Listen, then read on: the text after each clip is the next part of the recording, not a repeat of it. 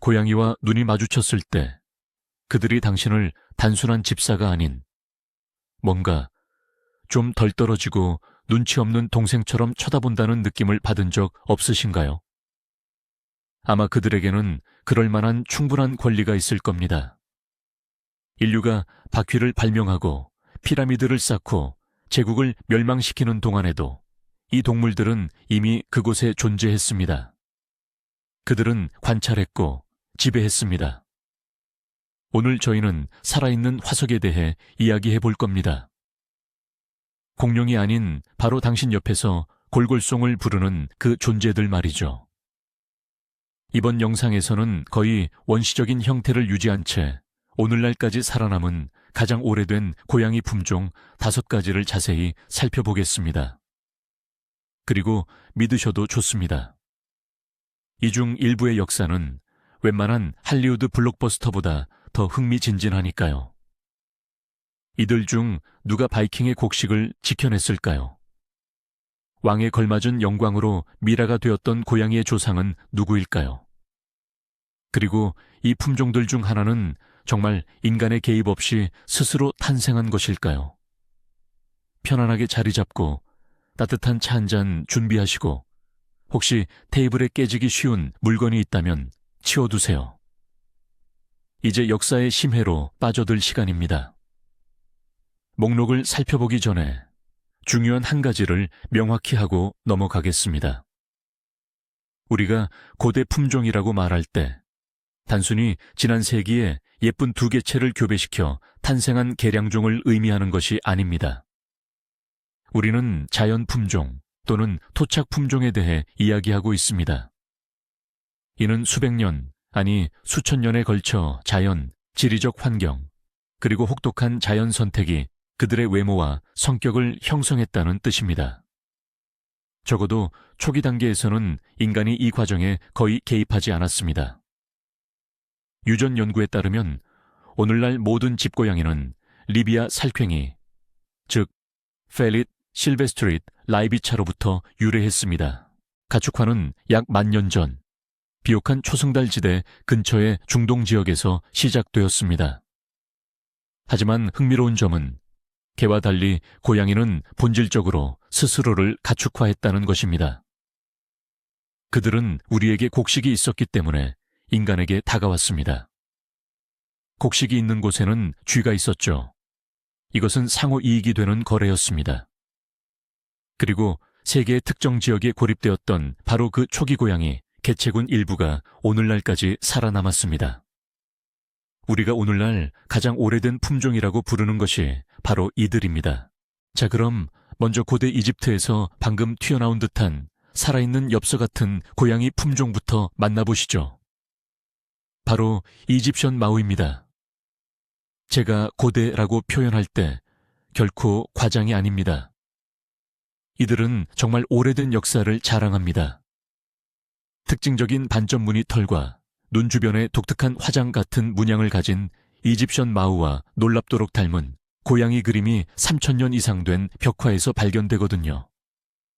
심지어 마우라는 이름 자체도 고대 이집트어로 고양이라는 뜻입니다.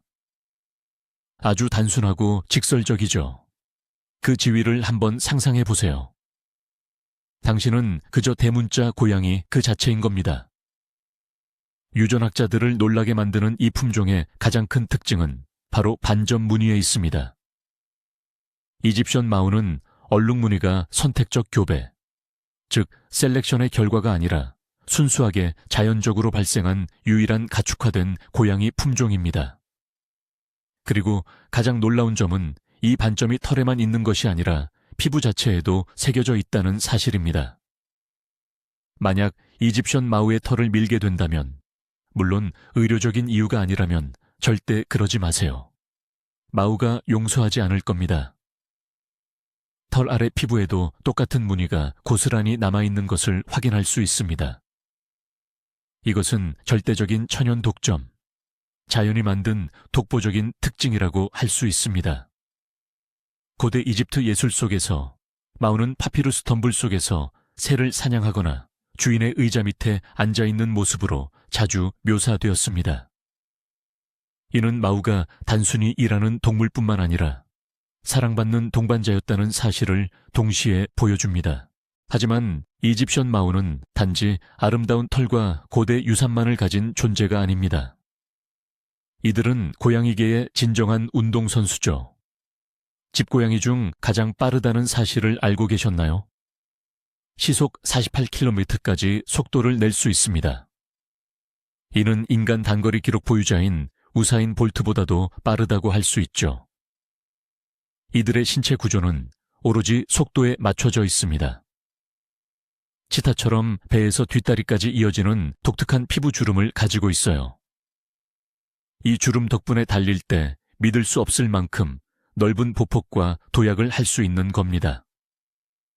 성격 또한 야생의 조상들 못지않습니다. 마우는 극도로 헌신적이며 보통 한 명의 주인을 선택하고 그림자처럼 따라다니죠. 하지만 낯선 사람에게는 경계심을 보일 수 있습니다. 이들은 손님 품에 축 늘어져 얌전히 안겨있는 종류의 고양이가 아닙니다. 이들에겐 깊은 자존심이 있습니다. 마치 여신 바스테트와 함께 숭배받던 시절부터 이어진 듯한 자존감이죠. 마지막으로 재미있는 사실 하나 더. 마우는 목소리가 굉장히 음악적입니다. 단순히 야웅거리는 게 아니라 특히 사냥감을 발견하거나 무언가에 흥분했을 때 새가 짹짹거리는 듯한 소리를 냅니다. 이집션 마우는 그 오랜 역사에도 불구하고 20세기 중반에 지구상에서 거의 자취를 감출 뻔했습니다.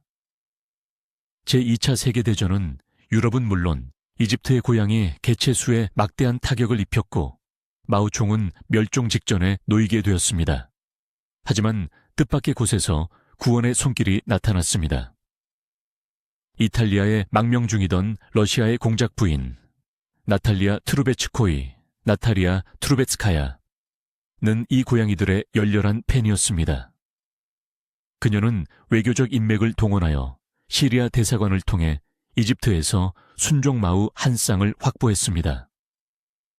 바로 그녀의 노력과 이 고양이들을 미국으로 데려간 열성적인 애호가들의 헌신 덕분에 우리가 오늘날 이 품종을 볼 수 있게 된 것입니다. 이는 역사가 얼마나 취약할 수 있는지 보여주는 완벽한 예시입니다. 수천 년의 번영이 열정적인 소수 몇 명의 노력 없이는 한순간에 끝날 수도 있었던 것입니다. 오늘날의 이집션 마우는 당시 구조된 고양이들의 직계 후손이며 이 품종의 모든 새끼 고양이는 가장 힘들었던 시기를 이겨낸 생존자들의 유전자를 지니고 있습니다. 그렇기에 이 고양이를 소유하는 것은 더욱 책임감 있고 감격스러운 일이 됩니다. 이집션 마우가 얼마나 특별한지 이해하기 쉽게 예를 들어 설명해 드릴게요.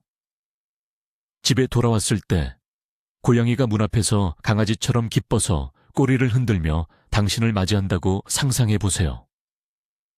내 마우는 실제로 그런 행동으로 유명합니다.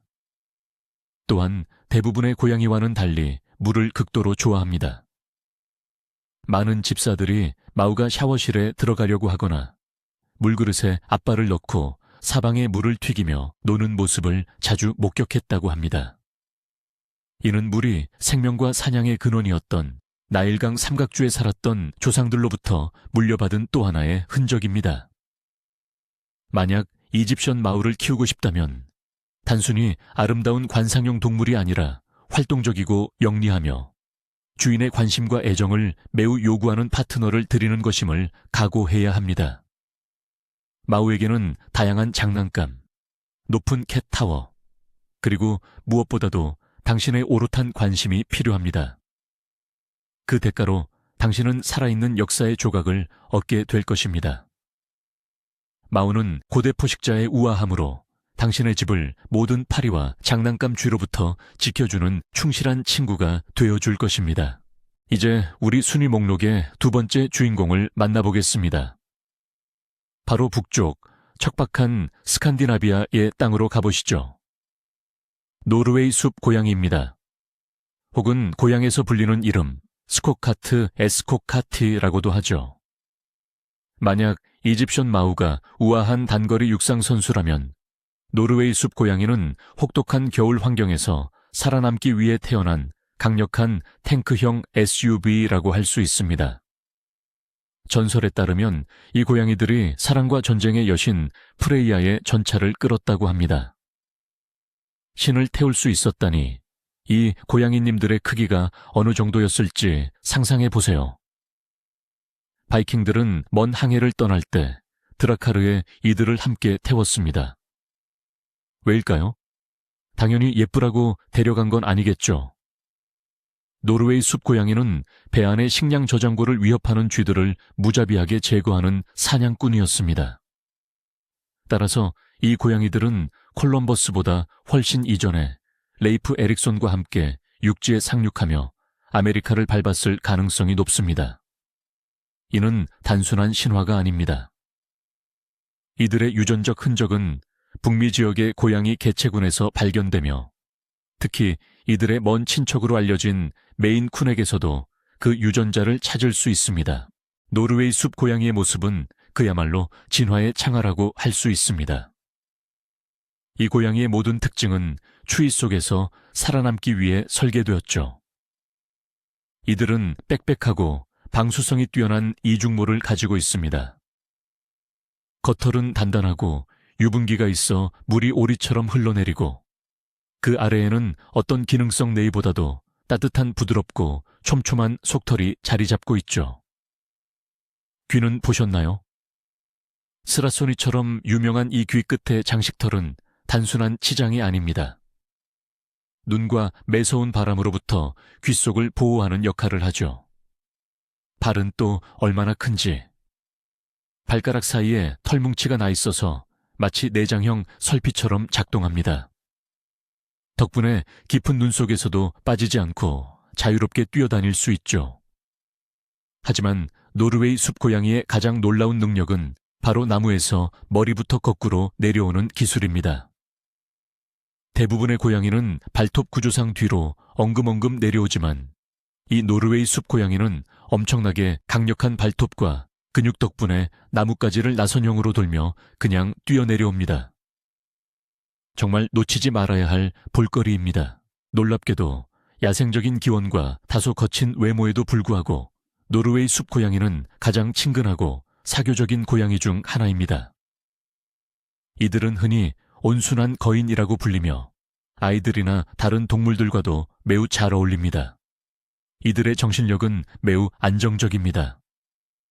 바이킹과 함께 항해하고 눈 덮인 숲에서 밤을 보낸 경험 때문인지 이들을 겁먹게 할 만한 일은 거의 없죠. 노르웨이 숲 고양이들은 끈덕지게 달라붙지는 않지만 가족 내에서 일어나는 일에 대해 항상 알고 싶어 합니다. 옷장이나 냉장고 같은 높은 곳에 자리를 잡고 마치 부족이 현명한 어르신처럼 여러분을 관찰할 것입니다. 맞습니다. 그리고 이들은 성장하는데 매우 오랜 시간이 걸립니다. 노르웨이 숲 고양이가 완전히 성숙한 크기와 모습을 갖추는 것은 무려 5세가 되어서입니다. 따라서 이 품종의 아기 고양이를 키우신다면 이 작은 아기가 몇 년 동안 점점 더 크고 풍성해지면서 여러분, 동네의 진정한 영역의 왕으로 변모할 준비를 하셔야 합니다. 다른 많은 고대 품종들처럼 노르웨이 숲 고양이 역시 일반 집고양이들과의 교배로 인해 멸종 위기에 처했습니다. 20세기 상반기에는 순종숲 고양이의 수가 계속 줄어들었죠. 하지만 노르웨이 사람들은 때늦지 않게 상황을 파악했습니다. 올라프 5세 국왕은 이들을 노르웨이의 국보급 품종으로 선언하기까지 했죠. 그 후 독특한 유전자를 보존하기 위한 본격적인 프로그램이 시작되었습니다. 오늘날 이 품종은 번성하고 있지만 여전히 독립적인 성향을 유지하고 있습니다. 만약 이 고양이를 키우기로 결정하셨다면 기억하세요. 이들은 공간이 필요합니다. 그것도 수직 공간이요. 높은 선반, 캣타워 오를 수 있는 환경은 이들에게 필수적입니다. 그렇지 않으면 여러분의 커튼은 암벽 등반 코스가 되고 문틀은 나무 기둥이 될 겁니다. 참고로 이들이 야생적이고 공격적이라는 오해는 완전히 틀린 말입니다. 사실 노르웨이 숲고양이는 매우 인내심이 강하며 정말 필요한 경우가 아니라면 발톱을 드러내지 않습니다. 이것이 바로 자신감과 신체적 강인함이 더해진 그들의 매력이죠. 자, 이제 완전히 다른 기후와 문화를 가진 곳으로 떠나보겠습니다. 저희 목록 세 번째 주인공은 바로 터키시 앙고라입니다. 여기서 한 가지 오해를 풀고 가야 하는데요. 앙고라는 단순히 흰색의 털이 긴 고양이를 뜻하는 말이 아닙니다.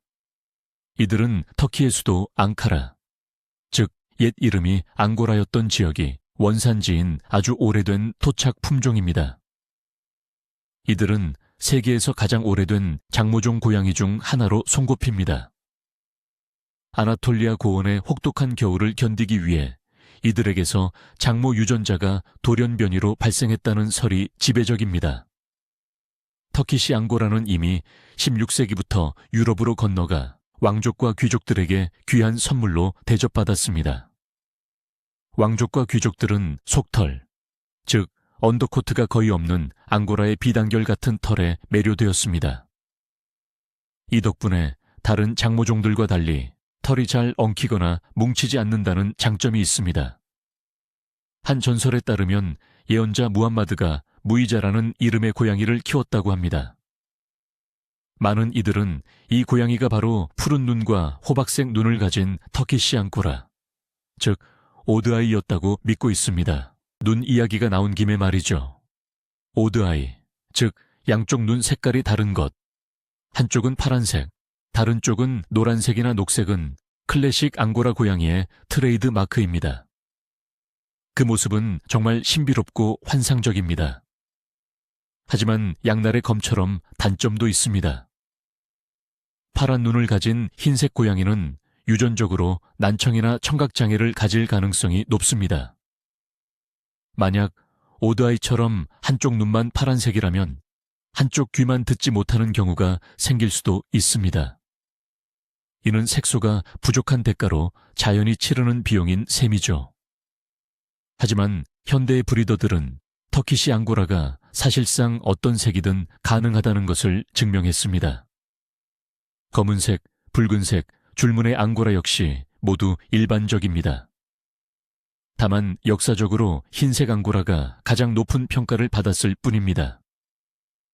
더 나아가 터키의 국보로 여겨지는 오드아이 흰 앙고라 고양이들을 보존하고 번식시키기 위한 프로그램이 앙카라 동물원에서 아직도 운영되고 있습니다. 오랫동안 정부의 특별 허가 없이는 이 고양이를 터키 밖으로 데리고 나가는 것이 거의 불가능했습니다. 터키시 앙고라의 성격은 정말 특별합니다. 만약 조용히 무릎 위에서 잠만 자는 고양이를 찾으신다면 다른 품종을 알아보시는 게 좋습니다. 앙고라는 우아한 몸짓을 가졌지만 사실 에너자이저에 가깝습니다. 이들은 믿을 수 없을 만큼 우아하고 기품 있지만 지칠 줄 모르는 에너지를 가지고 있죠. 이들은 관심의 중심에 있는 것을 즐기고 당신이 하는 모든 일에 적극적으로 도움을 줄 겁니다. 키보드 타이핑, 저녁 식사 준비, 심지어 침대 정리까지 말이죠. 앙고라는 매우 영리해서 문을 여는 법, 서랍을 여는 법, 심지어는 불을 켜는 법까지 쉽게 배웁니다. 많은 집사들은 앙고라가 애정 표현 면에서는 강아지 같지만 전형적인 고양이의 교활함을 가지고 있다고 말합니다. 참고로 앙고라는 수영도 아주 잘합니다. 네, 맞습니다. 물을 무서워하지 않는 몇 안 되는 품종 중 하나죠. 야생에서 그들의 조상들은 얕은 물가에서 자주 물고기를 잡았기 때문에 당신이 욕조에 있을 때 앙고라가 같이 들어오려고 해도 절대 놀라지 마세요. 앙고라 고양이 역사에서 아주 중요한 순간이 있습니다. 19세기, 이들은 페르시안 고양이의 인기에 밀려 거의 사라질 뻔했습니다. 페르시안이 큰 유행을 타면서 브리더들은 그 털을 개량하기 위해 앙고라 고양이를 교배에 이용했습니다. 그 결과 앙고라 순수 혈통은 거의 멸종 직전에 놓이게 되었습니다. 다행히도 터키 정부가 때를 맞춰 앙고라 고양이의 해외 반출을 금지하고 앙카라 동물원에 보존 프로그램을 설립했기에 이 품종은 살아남을 수 있었습니다.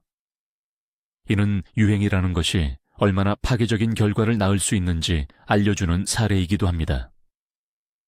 오늘날의 앙고라는 바로 이러한 자연 발생적인 기원 덕분에 유전적 문제가 거의 없는 건강하고 튼튼한 품종입니다. 수명이 길어 보통 15년에서 18년까지 살며 노년기까지 왕성한 활동성을 유지합니다. 그러니 앙고라를 선택하는 것은 당신의 오랜 삶의 기간 동안 매일 독창성과 우아함으로 당신을 기쁘게 해줄 아주 좋은 친구를 선택하는 것과 같습니다. 저희 리스트의 네 번째 주인공은 아시아, 지금의 태국인 고대 시암으로 우리를 안내합니다. 바로 샴고양이 이야기죠. 하지만 여러분이 소비에트 애니메이션이나 오래된 사진에서 봤던 모습은 잠시 잊어주세요. 오늘날 타이샴 또는 올드샴이라 불리는 진짜 고대 샴고양이는 지금 우리가 아는 모습과는 조금 달랐지만 그 본질은 그대로입니다. 이들에 대한 첫 기록은 14세기에 만들어진 유명한 필사본 탐라마우 고양이에 관한 시집에서 찾아볼 수 있습니다. 이 책에 따르면 샴고양이는 귀, 꼬리, 발이 검은 흰 고양이였으며 밤이 되면 눈이 붉은 불꽃처럼 빛났다고 묘사되어 있습니다. 이 고양이들은 사원이나 왕실에서만 살 수 있었습니다. 왕족이 사망하면 그 영혼이 샴고양이의 몸으로 옮겨간다고 믿었기 때문이죠. 이후 그 고양이는 사원으로 옮겨져 살았는데 승려들과 고인의 친척들은 이 고양이에게 금 접시에 담은 최고의 음식을 대접했다고 합니다. 정말 괜찮은 은퇴 생활 아닌가요? 샴고양이와 관련된 전설들은 아마도 다른 고양이들보다 훨씬 더 많을 겁니다. 예를 들어 오래된 샴고양이들에게서 흔히 볼 수 있었던 사시 눈이 몰리는 현상. 와 꼬리 꺾임은 왜 생긴 걸까요? 전설에 따르면 샴고양이들은 귀중한 화병이나 부처님의 성배를 지키는 임무를 맡았다고 합니다. 고양이들이 보물을 너무나 열심히 쳐다본 나머지 사시가 되었고 혹시 누가 훔쳐갈까봐 꼬리로 너무 세게 감싸 안아 꼬리가 휘어졌다는 이야기죠.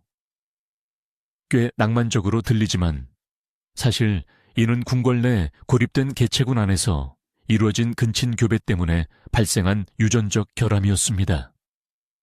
현대의 샴고양이 브리더들은 이러한 특징을 결함으로 여겨 거의 제거했지만 이 특성들은 품종의 역사에 강렬한 흔적을 남겼습니다. 샴고양이의 또 다른 흥미로운 특징은 바로 코럴 포인트, 컬러 포인트라고 불리는 그들의 독특한 털 색깔입니다. 이 역시 유전자가 작용한 결과인데 털의 색깔이 천에 따라 결정됩니다.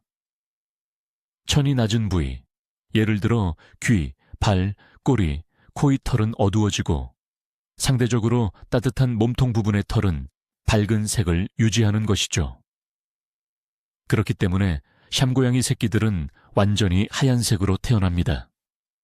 엄마 고양이의 뱃속은 어디든 따뜻하기 때문이죠.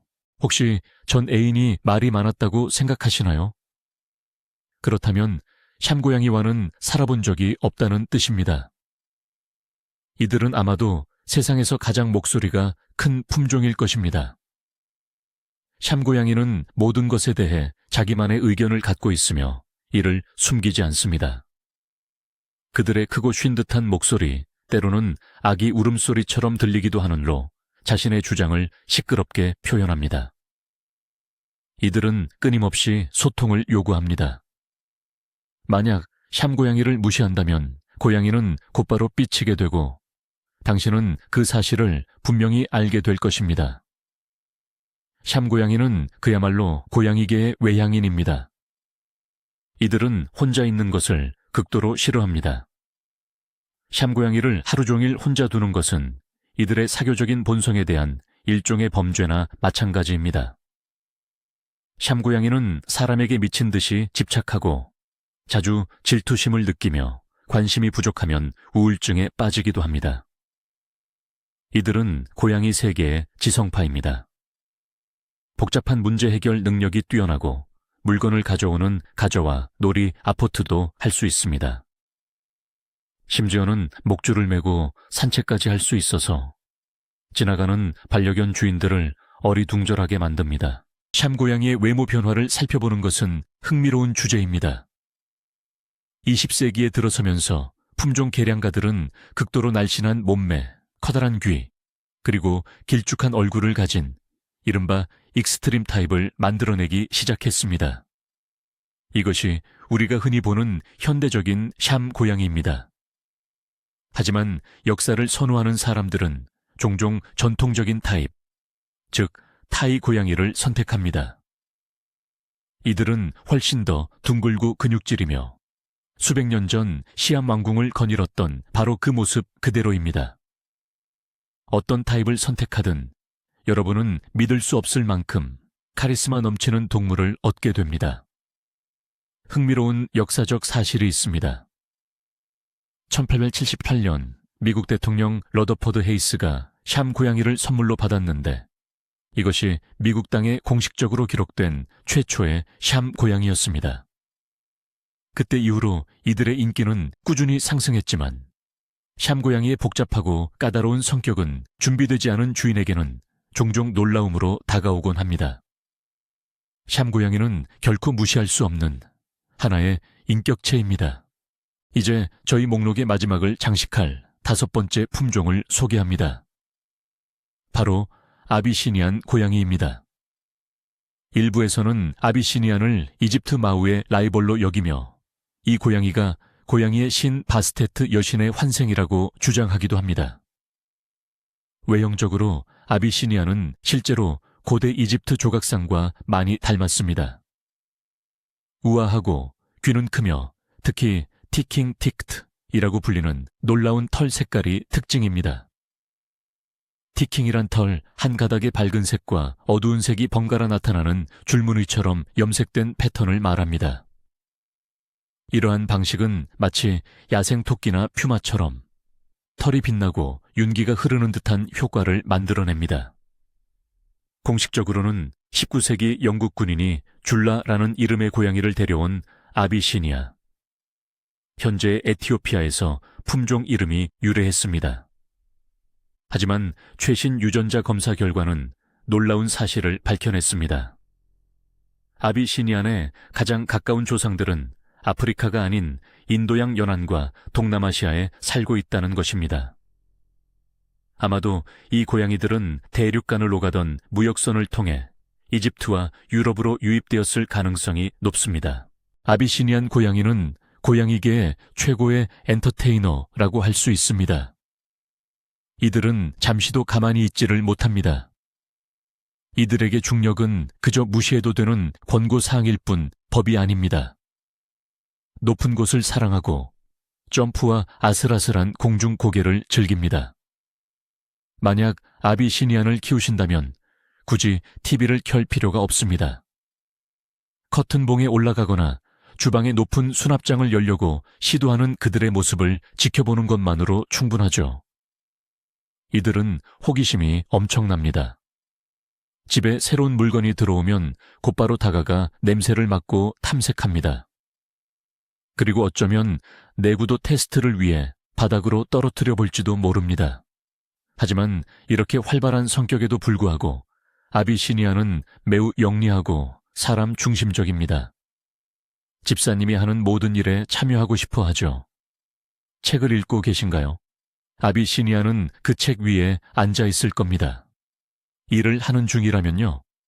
키보드 위에 드러눕거나 화면 속 커서를 잡으려 애쓸 것입니다. 아비시니안 고양이의 독특한 매력 중 하나는 바로 그들의 삶의 태도입니다.